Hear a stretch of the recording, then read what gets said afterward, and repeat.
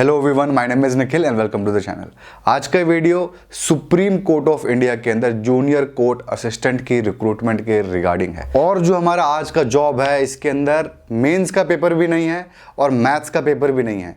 तो जिन लोगों को आसान नौकरी चाहिए बिना मैथ पढ़े हुए और बिना मेंस की तैयारी किए हुए, तो इस वीडियो को कंप्लीटली देखिए, पूरा देखिए, बहुत इंफॉर्मेशन आपको मिलने वाली है इस नौकरी के रिगार्डिंग यहाँ पे। और आप नाम पे मत जाइए, जूनियर कोर्ट असिस्टेंट काफ़ी अच्छी नौकरी है ये। सबसे पहले तो पूरे देश में कहीं से भी अप्लाई कर सकते हैं। 4600 ग्रेड पे की नौकरी है। तो आप पुलिस में कंपैरिजन करें तो सब इंस्पेक्टर यानी दरोगा लेवल की नौकरी है। बहुत अच्छी सैलरी भी है, हर एक चीज़ इसके अंदर अच्छी है। तो सबसे पहले हम नोटिफिकेशन को देखेंगे, वहाँ पे एलिजिबिलिटी क्राइटेरिया, एप्लीकेशन फीस, हर एक चीज़ को डिटेल में अच्छे से समझेंगे।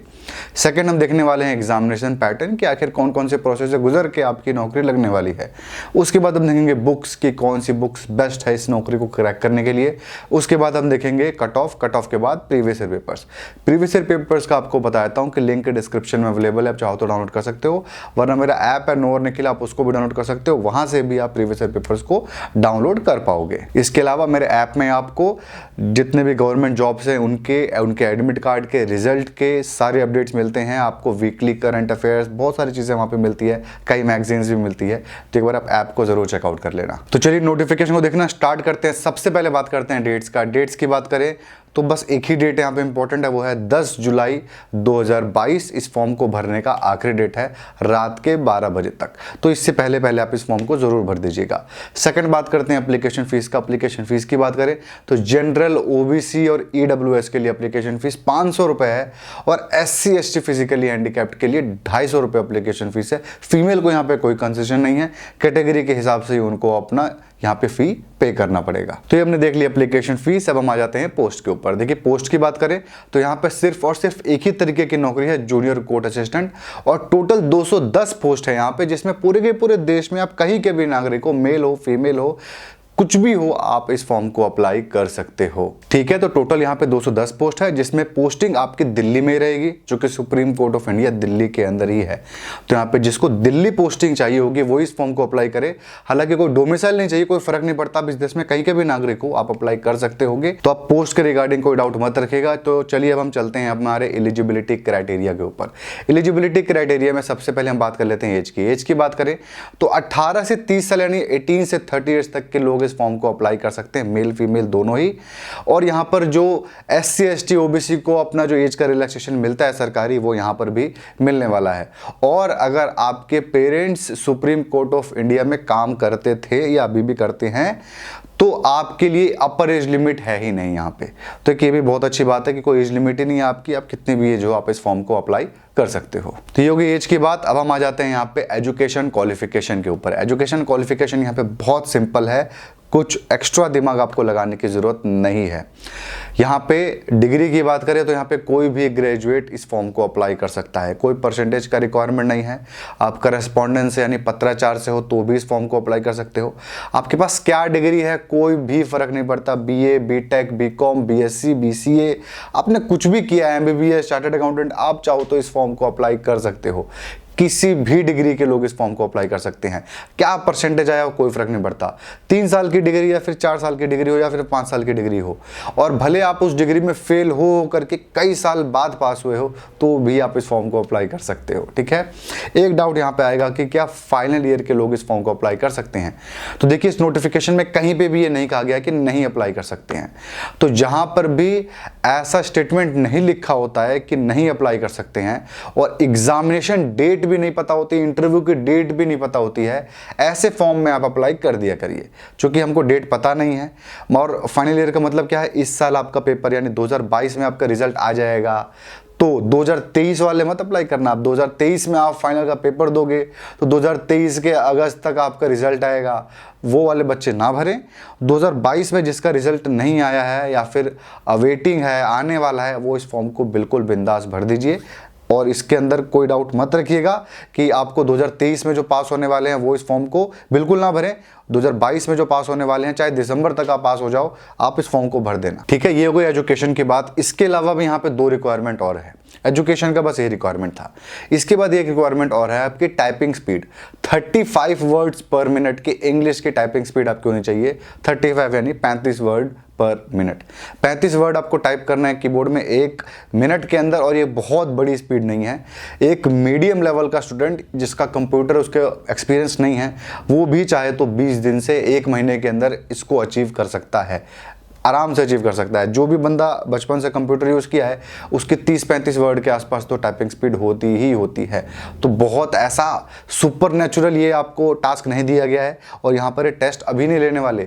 रिटर्न तो पास करो, उसके बाद वो टेस्ट लेंगे। आपको बाकायदा टाइम मिलेगा अपने टाइपिंग स्किल इंप्रूव करने का। 35 वर्ड पर मिनट कोई बड़ी बात नहीं है।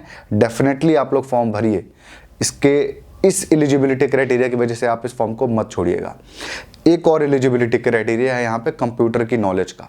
कंप्यूटर की नॉलेज की कोई यहाँ पे डिग्री की या फिर सर्टिफिकेट की रिक्वायरमेंट नहीं है। कहा गया है नॉलेज होना चाहिए, तो आप भाड़ में जाने दो, इसको भूल जाओ, कोई फर्क नहीं पड़ता। कंप्यूटर का वैसे भी आप कोई पेपर लेने वाले हैं, और कंप्यूटर की नॉलेज आज के डेट में लगभग सबको है ही, ठीक है। अगर आप जीरो कंप्यूटर में, तो अगेन टाइपिंग स्पीड जब आप काम करोगे उसी वक्त कंप्यूटर का भी नॉलेज ले लेना, चूंकि यहाँ पे कोई सर्टिफिकेट का रिक्वायरमेंट नहीं है। तो ये हो गया सारा का सारा एलिजिबिलिटी क्राइटेरिया। आई थिंक आपके सारे डाउट मैंने यहाँ पे क्लियर कर दिए होंगे। इसके अलावा भी कुछ बचेगा ना, तो आप कमेंट सेक्शन पे कमेंट करिएगा, मैं आपको ज़रूर वहाँ पे रिप्लाई करूँगा। अगर उस क्वेश्चन का रिप्लाई मैं पहले वीडियो में नहीं कर चुका हूँगा, तो जो वीडियो में बता चुका हूँगा उसके कमेंट के मैं रिप्लाई नहीं करूँगा। सेकंड, अगर आपको इस तरीके की वीडियोस देखने होंगे तो आप चैनल को वीडियो सब्सक्राइब करो यार, क्योंकि 60% से ज़्यादा लोग जो इस चैनल को देख रहे हैं, वीडियो को देख रहे हैं, वो सब्सक्राइब नहीं करते हैं। तो प्लीज़ आप लोग सब्सक्राइब भी करके जाओ, ठीक है। तो ये था आपका एलिजिबिलिटी क्राइटेरिया। इसके अलावा जो भी लोग फॉर्म भरेंगे वो आएंगे इस सेक्शन के अंदर। सबसे इंपॉर्टेंट पार्ट है एग्जामिनेशन पैटर्न, कि आखिर कौन कौन से प्रोसेस से गुजर के आपकी नौकरी लगने वाली है, और यहाँ पे मेंस एग्जामिनेशन है कि नहीं है। तो मेंस एग्जामिनेशन यहाँ पे नहीं है, आपका फुल फ्लैश पेपर नहीं होने वाला। रिटन टेस्ट के नाम पे आपका एक ही पेपर होने वाला है, एक आपका और होगा, वो मैं आपको बताऊंगा। तो सबसे पहले ये समझ लेते हैं कितने कितने यहाँ पे स्टेप्स इन्वॉल्व हैं। तो एग्जामिनेशन पैटर्न में जो नोटिफिकेशन है उसके हिसाब से टोटल आपके यहाँ पे 4 स्टेप्स इन्वॉल्व हैं इसको पास करने के लिए। पहले 2 स्टेप रिटन एग्जामिनेशन है, उसके बाद आपका टाइपिंग टेस्ट है, और उसके बाद है आपका डिस्क्रिप्टिव टेस्ट। पहले 2 जो रिटन एग्जामिनेशन है ना, वो बस नाम के हैं, वो दोनों एक ही एग्जामिनेशन है, दोनों आपका एक ही पेपर होने वाला है। तो जो आपका स्टेप 2 है वो स्टेप 1 के साथ ही हो गया। स्टेप 3 जो है हमारा, वहां पे आपका टाइपिंग टेस्ट होगा 10 मिनट का, और डिस्क्रिप्टिव वाला आपको बताऊंगा उसका, वैसे 2 घंटे का पेपर ये होगा। तो चलिए सबसे पहले हम लोग जो है ना रिटर्न का पैटर्न देख लेते हैं। जो सबसे पहला और दूसरा स्टेप है नोटिफिकेशन के हिसाब से, वो दोनों पेपर वैसे आपका एक साथ ही होने वाला है, एक ही टाइम मिलेगा आपको, तो उसका पैटर्न देख लेते हैं। तो यहां पर होंगे आपके टोटल 4 पेपर, और सबसे इंपॉर्टेंट पेपर होने वाला है आपका सबसे पहला, जो कि है इंग्लिश। इंग्लिश में आपके होंगे 50 क्वेश्चन, 50 मार्क्स। उसके बाद आपके जनरल एप्टीट्यूड यानी रीजनिंग, उसके बाद जनरल नॉलेज और कंप्यूटर, तीनों के आपके 25-25 क्वेश्चन होंगे, 25-25 मार्क्स के। टोटल आपके होगा 125 क्वेश्चन, 125 मार्क्स। सॉल्व करने के लिए मिलेगा आपको 2 घंटे, और यहाँ पे 1/4 की नेगेटिव मार्किंग भी है। तो आपको 2 घंटे क्यूमुलेटिव मिलेंगे, यानी 120 मिनट होंगे और 125 क्वेश्चन होंगे। मैथ तो होगा नहीं, तो 120 मिनट बहुत ज्यादा मोर देन सफिशिएंट है इस नौकरी के लिए, ठीक है। और जो इसमें 25 मार्क्स का आपका कंप्यूटर है ना, उसी को स्टेप 2 कहा गया है नोटिफिकेशन के अंदर। स्टेप 3 की बात करते हैं अब हम। जो रिटन एग्जामिनेशन को पास कर जाएगा उसके बाद उनका होगा टाइपिंग टेस्ट। 10 मिनट का टाइपिंग टेस्ट होगा। इंग्लिश में आपको टाइपिंग करनी होगी 35 वर्ड पर मिनट की टाइपिंग स्पीड के साथ, जिसमें 3% की गलती अगर आप कर भी देते हो तो वो उतना अलाउड है। इसके बाद जो लोग स्किल टेस्ट पास कर जाएंगे उनका होगा डिस्क्रिप्टिव पेपर। डिस्क्रिप्टिव पेपर आपका 2 घंटे का होगा, जिसके अंदर आपके 3 क्वेश्चन होंगे, एक कॉम्प्रिहेंशन पैसेज होगा, प्रेसेस राइटिंग होगा और ऐसे होगा। ये 2 घंटे का होगा, और डिस्क्रिप्शन यानी लिख करके आपको इसके अंदर चीजें बतानी होंगी। तो ये हो गया टोटल हमारा एग्जामिनेशन पैटर्न। इसके अंदर मेंस नहीं है, ये डिस्क्रिप्टिव पेपर छोटा मोटा पेपर, ये सब मेंस नहीं होते। मेंस होता अगर फुल फ्लेज आपका एक पेपर हुआ होता बड़ा, तो ये मेंस होता। और इस नौकरी के अंदर ना बस इंग्लिश की नॉलेज बेसिकली मेन इनको चाहिए। इंग्लिश पढ़ा हुआ भी होना चाहिए, इंग्लिश टाइप किया हुआ भी होना चाहिए, तो इंग्लिश ही यहाँ पे सबसे इंपॉर्टेंट है। इस वीडियो में हम जो भी बात करेंगे ना, सिलेबस हो, कट ऑफ हो, चाहे बुक्स हो, या फिर आपको नोटिफिकेशन डाउनलोड करना हो, अप्लाई ऑनलाइन करना हो, मॉक टेस्ट देना हो, तो जो भी मैं चीजें वीडियो में बोल रहा हूँ वो सब कुछ आपको रिटन फॉर्म में वहां पे लिंक्स पे मिल जाएगा। तो ये हमने देख लिया एग्जामिनेशन पैटर्न। अब हम आ जाते हैं बुक्स के ऊपर, बुक्स की बात कर लेते हैं। तो देखिए बहुत सारी सिंगल किताबें हैं अवेलेबल इस नौकरी के लिए पर्टिकुलरली।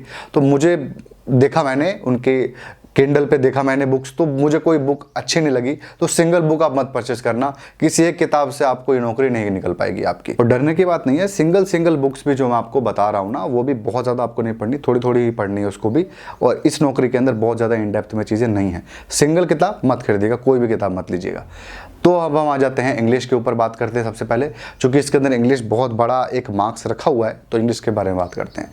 तो यहाँ पे इंग्लिश के लिए जो सबसे अच्छी किताब आप ले सकते हो वो है एसेंशियल इंग्लिश, दिशा पब्लिकेशन की है। नहीं पसंद है या फिर आपके पास पहले से अरिहंत की एसपी बख्शी पड़ी हुई है, आप वो भी, पहले मैं एसपी बख्शी बताता था, वो अपडेट नहीं कर रहे, तो मैं आपको एसेंशियल इंग्लिश बताने लग गया, दिशा पब्लिकेशन की। अरिहंत पब्लिकेशन की है आपकी एसपी बख्शी। दोनों ही किताबें बहुत अच्छी हैं, कोई डाउट नहीं है। इस नौकरी के लिए दोनों किताबें में से कोई भी एक होगा तो काम चल जाएगा। एसपी बख्शी न्यू एडिशन निकाल नहीं रहा है, इस वजह से मैं इस बुक को थोड़ा सा प्रेफरेंस ऊपर रखता हूँ। कोई बुक नहीं है तो एसेंशियल इंग्लिश ले लेना, वरना कोई भी ले लो, दोनों में से बहुत अच्छी किताबें है दोनों।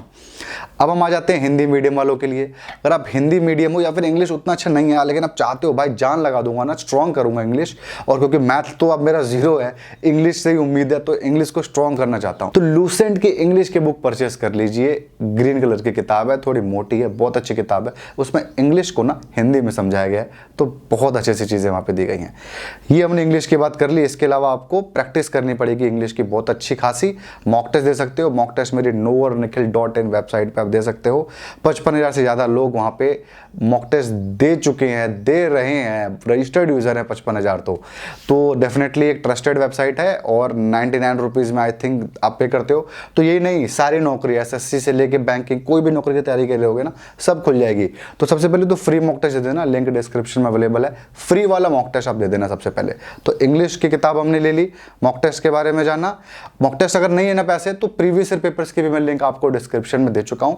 पिछले साल के क्वेश्चन पेपर को डाउनलोड करिए और उसके क्वेश्चन लगाइए, बहुत अच्छा तरीका है वो भी। तो अब हम आ जाते हैं नेक्स्ट टॉपिक के ऊपर, जो कि है जनरल नॉलेज। जनरल नॉलेज के अंदर दो चीजें यहाँ पे पढ़नी है आपको, एक स्टैटिक पोर्शन पढ़ना है, एक करंट अफेयर्स पढ़ना है। इस एग्जामिनेशन में थोड़ा हिस्ट्री भी पूछेगा, कॉन्स्टिट्यूशन का पार्ट ज्यादा आएगा, क्योंकि कोर्ट की नौकरी है तो कॉन्स्टिट्यूशन का पार्ट इसमें इंपॉर्टेंट है। इसके अलावा आपको ज्योग्राफी और आपका इकोनॉमिक्स के अंदर बहुत ज्यादा पढ़ने की जरूरत नहीं है, थोड़ा बहुत देख लेना। मेन आपका हिस्ट्री और कॉन्स्टिट्यूशन ही है यहाँ पे, ठीक है। तो इन किताबों के लिए जो आपको पढ़ना पड़ेगा वो है लूसेंट की, आप परचेस कर लीजिए जनरल नॉलेज की किताब, बेस्ट बुक है, आंख बंद करके परचेस करिए, बहुत अच्छी किताब है, उससे आपका सारा पार्ट कवर हो जाएगा। इसके बाद हम बात करते हैं करंट अफेयर्स का। करंट अफेयर्स में आपको बहुत सारी चीजें पढ़नी पड़ेंगी, तो करंट अफेयर्स के लिए मैं आपको रिकमेंड करूंगा प्रतियोगिता दर्पण की जनरल अवेयरनेस की 6 महीने की मैगजीन आप परचेस कर लो। नहीं हो पाएगी, नहीं मिल पाएगी, कोई बात नहीं, दिशा पब्लिकेशन की क्वार्टरली करंट अफेयर्स की किताब आती है, लास्ट 2 क्वार्टर की परचेस कर लो, ठीक है। वो भी नहीं हो पाएगा मान लीजिए, तो फिर आपको क्या करना है कि विजर्ड मैगजीन आती है, उसकी भी 6 मंथ की एडिशन आती है, वो परचेस कर लो। वो भी नहीं हो पाएगा तो पिछले 6 महीने की मैगजीन आपके पास पढ़ी होनी चाहिए, ये रिक्वायरमेंट है, इतने से आपको पढ़ना ही पड़ेगा, वरना आपके जनरल अवेयरनेस के क्वेश्चन सॉल्व नहीं हो गए करंट अफेयर्स के अंदर। तो इनमें से कुछ ना कुछ आपको करना ही पड़ेगा। अब हम आ जाते हैं रीजनिंग के ऊपर। रीजनिंग के अंदर देखिए फिलहाल मैं वर्बल नॉन वर्बल रीजनिंग ही बुक आपको बताता हूँ यहाँ पे ऐशांत पब्लिकेशन की, बट मैं 1-2 नई किताबें टेस्ट कर रहा हूँ रीजनिंग की। कुछ दिन में मैं आपको जो भी वीडियो बनाता हूँ उसके अंदर नई किताबें मैं इंट्रोड्यूस करूँगा, पतली पतली किताबें सोच रहा हूँ रीजनिंग की निकालूँ, क्योंकि ऐशांत वाली किताब बहुत इतनी मोटी किताब है, तो एक्चुअली हर नौकरी के लिए है। जो भी किताब बता रहा हूँ ना, सारी नौकरी में आपके काम आएगी, तो इतनी मोटी है वो, परचेस कर लो अगर बहुत सारी नौकरी की तैयारी कर रहे होगे, वरना आप छोटी मोटी किताब भी परचेस कर सकते हो यहाँ पे, बट ऐशांत ले लो। और अभी मैं टेस्टिंग कर रहा हूँ, टेस्टिंग हो जाएगी ना तो मैं 1-2 वीडियो बाद से मैं नई किताबें भी आपको इंट्रोड्यूस करूंगा, ठीक है। तो यही आपको सब्जेक्ट मेन पढ़ना है। हाँ, कंप्यूटर पे आ जाते हैं। कंप्यूटर के अंदर देखिए 2 ही किताबें मार्केट में अच्छी है, एक अरिहंत की, एक दिशा पब्लिकेशन की, दोनों में से कोई परचेस कर सकते हो आप, दोनों ही मुझे पसंद है। आपको लिंक डिस्क्रिप्शन में दे दूंगा, मुझको जो ज़्यादा पसंद होगी, और आप किसी को भी परचेस कर सकते हो, दोनों ही अच्छी है। वैसे मैं कहूँगा जो सस्ती होगी ना दोनों में से, आप उसको परचेस कर लेना। हाँ, इनके अलावा तीसरी किसी पब्लिकेशन की आप परचेस मत करना कंप्यूटर किताब, उसमें गलतियां बहुत ज़्यादा हैं।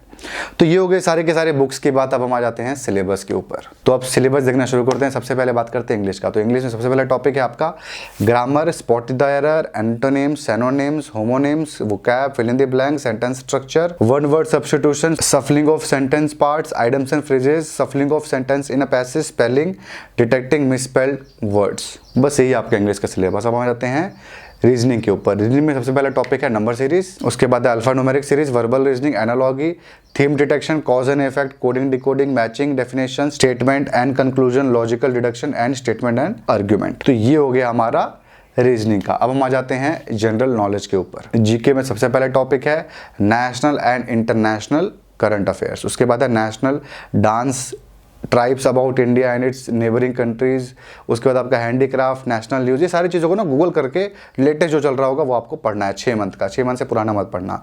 उसके बाद न्यू इन्वेंशंस कुछ हुए होंगे तो sculpture, science and innovation, books and authors, history of India, artist, Indian culture, important dates, world organization, geography of India, country and capitals, famous places, music, literature, scientific observations, international issues, musical instruments, famous places in India, economic issue in India. तो हो गया general knowledge. अब हम आ जाते हैं computer के syllabus के ऊपर। इसमें सबसे पहला टॉपिक है ऑपरेटिंग सिस्टम, उसके बाद computer software, computer fundamental, MS Excel, word processing specially MS Word, उसके बाद माइक्रोसॉफ्ट पावर पॉइंट और इंटरनेट यूसेज। ये बेसिक का है, मतलब बहुत बेसिक इसके अंदर कंप्यूटर आएगा, इसके ज़्यादा यहाँ पे कुछ भी नहीं आने वाला है। तो ये हो गया टोटल हमारा सिलेबस, इसके बाहर कुछ भी नहीं आने वाला है। इन सब की लिंक आपको डिस्क्रिप्शन में मिल जाएगी, अप्लाई ऑनलाइन करने की भी, नोटिफिकेशन डाउनलोड करने की भी, आप उन लिंक्स का यूज़ करके ये सारी चीज़ें कर सकते हो। और जितनी भी मैं चीज़ें वीडियो में बताऊँ ना, सब चीज़ें आप देख भी सकते हो वहाँ पर और डाउनलोड भी कर सकते हो रिटर्न फॉर्म में। तो ये हमने देख ली सारी डिटेल्स इस जॉब के रिगार्डिंग, बचा है बस कट ऑफ। देखिए 125 मार्क्स का यहाँ पे आपका टोटल पेपर है, 120 मिनट मिलने वाले हैं। आप ये सोच के मत चलिएगा यहाँ पे कि 125 मार्क्स में से 70 या 80 मार्क्स से कम अगर आप लेके आते हो तो आप पास हो जाओगे, नहीं हो पाओगे। कट ऑफ जाएगा अच्छा खासा इसके अंदर हाई। तो मेरे को लग रहा है कि 80 90 ये तो आपका मिनिमम लेके चलिए, 80 90 आपका कट ऑफ जाएगा। 70 80 जो अटेम्प्ट करेगा वो तो फेल है, वो अटेम्प्ट करना नहीं, फिर आप 120 25 सब तुक्का मार दो भले, ठीक है ना। तो 90 क्वेश्चन जो अटेम्प्ट कर रहा होगा 100% एक्यूरेसी के साथ, वो तुक्का ना मारे, तो 90 इसके आसपास मुझे कट ऑफ लग रहा है। अगर पेपर बहुत ईजी आया, बच्चे दबा करके इसके अंदर अटेम्प्ट किए तो 95 97 ऐसा भी स्कोर जा सकता है, क्योंकि इसके अंदर बहुत ज़्यादा समय भी मिल रहा है और बहुत बड़ी बात नहीं है इतना स्कोर करना, क्योंकि इसके अंदर के टॉपिक्स थोड़े इजी हैं, ठीक है। तो ये हो गया हमारा कट ऑफ का सिनेरियो। आप तो लेके चलो, आप 90 तो आप लेके चलो कट ऑफ का। तो यही था हमारा कट ऑफ का सारा डिटेल। तो बस ये था आज के वीडियो में। आई होप आपको इस वीडियो से फायदा मिला होगा। अगर आपको इस वीडियो से फायदा मिला तो इस वीडियो को लाइक जरूर करें, कमेंट करें अपने राउट को, और अगर आपको ऐसे और वीडियोस देखने होंगे तो आप इस चैनल को भी सब्सक्राइब करें। Thank you.